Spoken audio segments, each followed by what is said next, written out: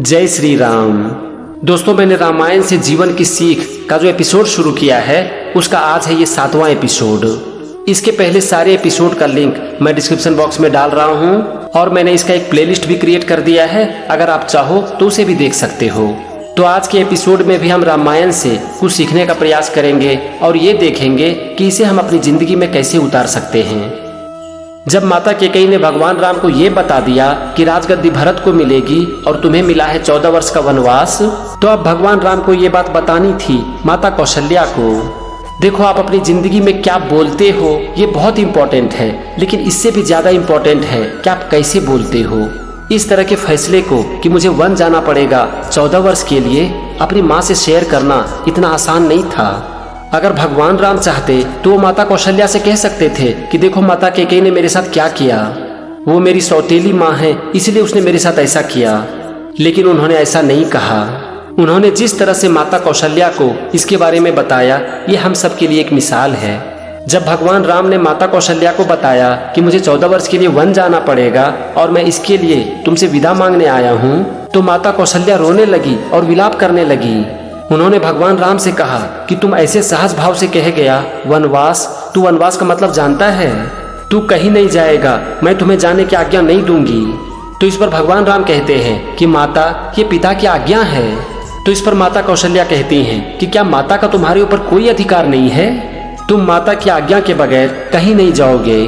तो भगवान राम ने बड़े ही सहज भाव से कहा कि मुझे माता की भी आज्ञा मिल चुकी है, माता कैकेयी की। तो इस पर माता कौशल्या कहती हैं कि नहीं, तुम उसकी आज्ञा का पालन नहीं करोगे, इसमें उसका स्वार्थ है। तो सुनिए इस पर भगवान राम क्या कहते हैं। वो कहते हैं कि जैसे आप मेरी माता हैं वैसे कैकेयी भी मेरी माता है। तो माता कौशल्या फिर से कहती हैं कि मैं ये सब नहीं जानती, तू मेरी आज्ञा के बगैर कहीं नहीं जाएगा। तो इस पर भगवान राम कहते हैं कि माँ, तुम माँ होकर माँ की आज्ञा का उल्लंघन करने का आदेश दे रही हो, अधर्म के पथ पर चलने का पाठ पढ़ा रही हो। तो अब माता कौशल्या के पास इसका कोई जवाब नहीं था। तो फिर वो कहती है कि ठीक है, लेकिन मैं तुम्हारे पीछे पीछे आऊंगी, मैं तुम्हारे साथ वन जाऊंगी। तो इस पर भगवान राम कहते हैं कि नहीं माँ, तुम मेरे साथ नहीं आ सकती हो, पहले सुहाग फिर पुत्र, और यही नारी का धर्म है, और इसीलिए मेरे पिता को छोड़कर तुम मेरे साथ वन नहीं आ सकती। तो अब माता कौशल्या को निराश मन से ही भगवान राम को वन जाने की आज्ञा देनी ही पड़ी। दोस्तों, यहाँ पर हम सब के लिए सीखने वाली बात क्या है? हम सब के लिए यहाँ पर यही सीख है कि हम जो बोलते हैं वो महत्वपूर्ण तो है ही, लेकिन इससे भी ज्यादा महत्वपूर्ण है कि हम कैसे बोलते हैं। माता को वन गमन के बारे में समझाना भगवान राम के लिए इतना आसान नहीं था, लेकिन उन्होंने जिस सहजता के भाव से माता कौशल्या को इसके बारे में समझाया, ये हम सबको जीवन की एक बहुत बड़ी सीख देती है। आप अपने जीवन में भी जो कुछ भी बोलना चाहते हो उसे बहुत सोच समझ कर बोलो, और इस बात को हमेशा याद रखो कि आप क्या बोलते हो ये महत्वपूर्ण है, लेकिन आप कैसे बोलते हो ये ज्यादा महत्वपूर्ण है। अब इसके बाद गुस्से में लक्ष्मण आते हैं भगवान राम के पास, और वो गुस्से में उल्टी सीधी बातें करने लगते हैं। वो अपने पिता दशरथ को और माता कैकेयी को दोषी ठहराने लगते हैं। तो सबसे पहले भगवान राम लक्ष्मण को अपने पिता के बारे में समझाते हैं कि उन्होंने ऐसा क्यों किया। ये तो बहुत ही आसान काम था, लेकिन माता कैकेयी ने ऐसा क्यों किया ये समझाना इतना आसान नहीं था। तो लक्ष्मण कहते हैं कि भैया, माता कैकेयी ने ऐसा क्यों किया, हम उसके अन्याय को चुपचाप क्यों सहेंगे। तो इस पर भगवान राम कहते हैं कि मैं माता कैकेयी को दोषी ही नहीं मानता। भगवान राम लक्ष्मण से कहते हैं कि लक्ष्मण, बचपन से लेकर आज तक माता कैकेयी ने हमें कितना स्नेह दिया है, क्या तुम वो सब कुछ भूल गए? भगवान राम कहते हैं कि माता कैकेयी तो प्रेम की ऐसी नदी है जिसमें निश्चल स्नेह की लहरें उठती रहती है। तो इस पर लक्ष्मण कहते हैं कि ये निश्चल प्रेम की नदी एक दिन में कैसे सूख गई, ये मेरी समझ में नहीं आया।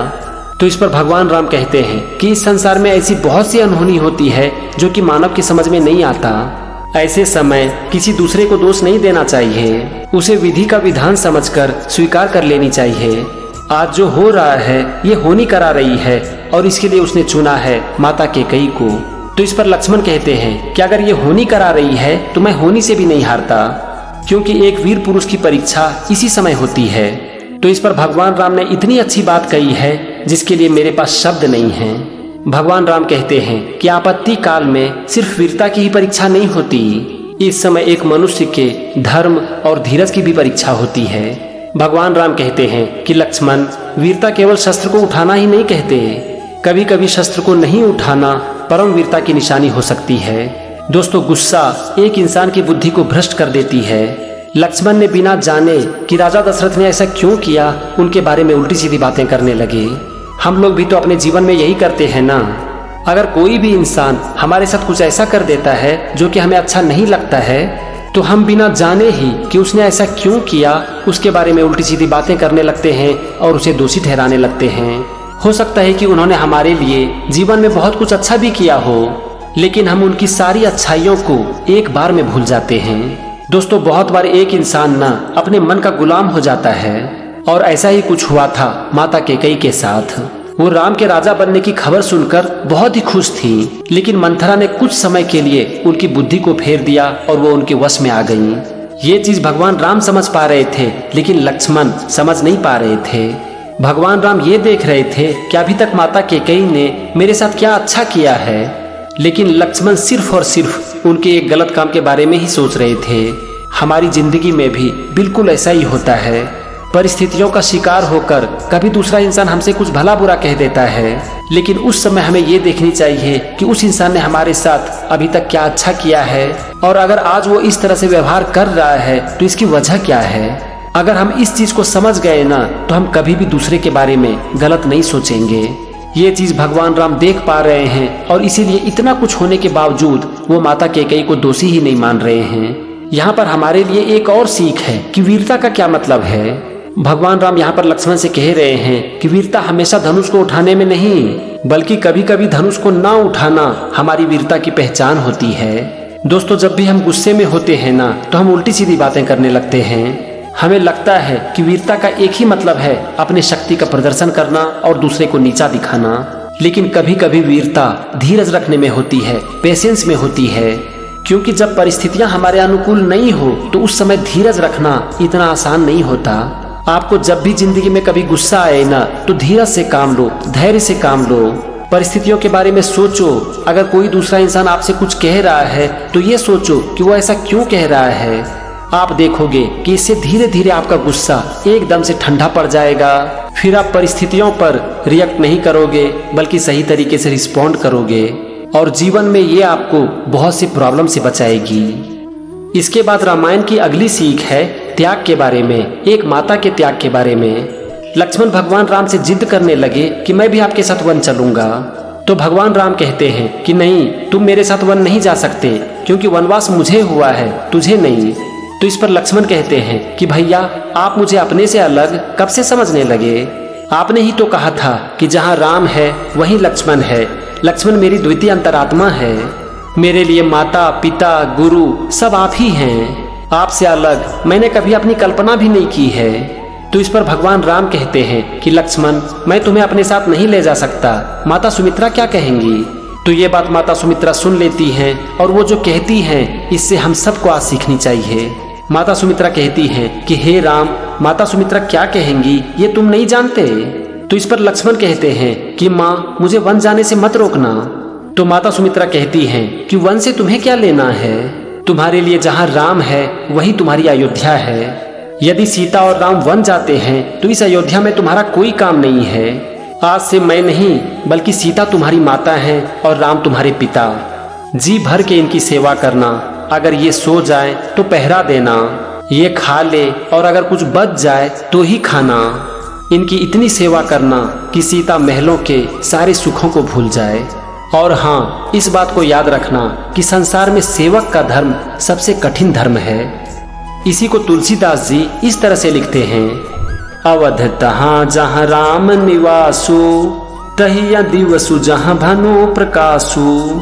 जौ पैसिये राम बन जाही, अवध तुम्हार काजु कछु नाही। माता सुमित्रा कहती हैं कि जहाँ राम का निवास हो वही अयोध्या है, जहाँ सूर्य का प्रकाश हो वही दिन है। यदि निश्चय ही सीता और राम वन जाते हैं तो तुम्हारा अयोध्या में कोई काम नहीं है।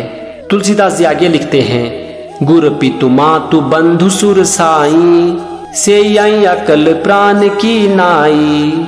राम प्राण प्रिय जीवन जी के, स्वार्थ रहित सखा सब ही के। गुरु, माता, पिता, भाई, देवता और स्वामी, इन सब की सेवा प्राणों के समान करनी चाहिए। लेकिन रामचंद्र जी तो प्राणों से भी प्रिय हैं, हृदय के भी जीवन हैं और सभी के स्वार्थ रहित सखा हैं। इसके आगे गोस्वामी तुलसीदास जी लिखते हैं, उपदेशु यहु जेहि तात तुम्हरे राम सिय सुख पावहीं, पितु मातु प्रिय परिवार पुर सुख सुरति बन बिसरावहीं, तुलसी प्रभु ही सिख देई आयसु दिन पुनि आशीष दई, रति हो अबिरल अमल सिय रघुबीर पत नित नित नई। माता सुमित्रा कहती हैं कि तुम वन में वही करना जिससे कि राम और सीता को सुख मिले और वो माता, पिता, नगर और अपने परिवार के सुख को भूल जाए। तुलसीदास जी लिखते हैं कि इस प्रकार से माता सुमित्रा ने लक्ष्मण को शिक्षा देकर वन जाने की आज्ञा दी। उन्होंने लक्ष्मण को आशीर्वाद देते हुए कहा कि सीता और राम के चरणों में ही तुम्हारा सारा सुख है। दोस्तों, ये है त्याग की पराकाष्ठा। एक माँ अपने बच्चे को बिना किसी स्वार्थ के वन में भेज देती है और ये भी कहती है कि अपने सुख को छोड़कर भैया और भाभी की सेवा करना। ये है निस्वार्थ और निश्चल प्रेम, और जहाँ निस्वार्थ और निश्चल प्रेम होगा वहीं पर त्याग भी होगा। दूसरों के लिए त्याग करना, वो भी बिना किसी स्वार्थ के, इतना आसान नहीं होता। इसके लिए बहुत हिम्मत चाहिए और बहुत ही पवित्र मन चाहिए। दोस्तों, हर इंसान अपने लिए जीते हैं, अपने सुख और दुख का ख्याल रखते हैं, लेकिन जीवन वही है जब हम दूसरों के लिए जिएं। अगर हम अपने जीवन में बिना किसी स्वार्थ के दूसरों के काम आ सके ना, तो हमारा जीवन धन्य हो जाएगा। और ये चीज हमें रामायण सिखाती है। तो आज के वीडियो में बस इतना ही। ये सीरीज कंटिन्यू रहेगा। अगर आपको वीडियो पसंद आए तो अगले एपिसोड को भी जरूर देखना, और आप जो कुछ भी सीखते हो उसे अपनी जिंदगी में उतारना। जय श्री राम।